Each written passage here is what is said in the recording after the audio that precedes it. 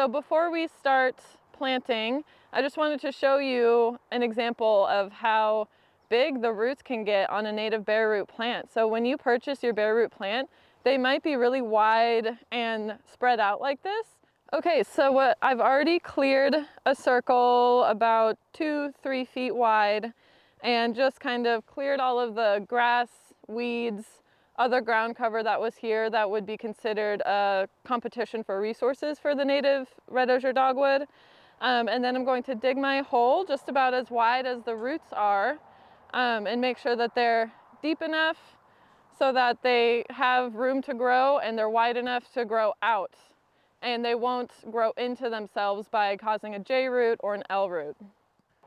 So as we've mentioned, you always want to think about right plant, right place. So this is another place where red osier dogwood will be happy.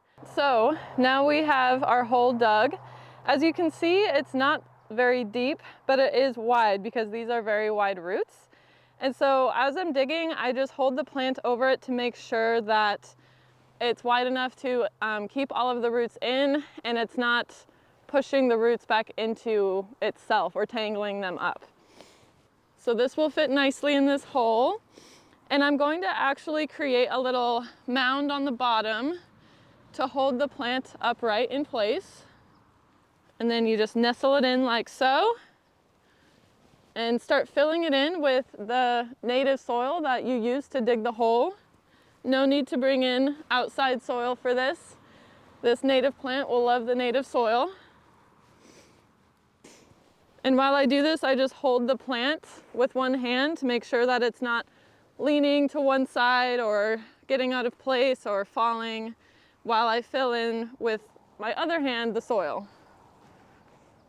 Okay, so I finished filling in all of the soil into the bare root planting, and you want to make sure there's no big air pockets in there. You want to make sure the roots are nice and spread out and that the soil is packed in tightly enough to where the plant won't fall out, but it's not too tight to strangle the plant.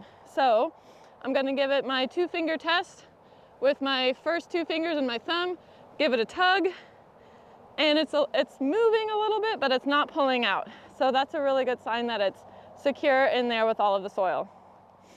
So next, I'm going to add some wood mulch to it and make a mulch ring that will prevent weeds, add nutrients to the soil, and retain water.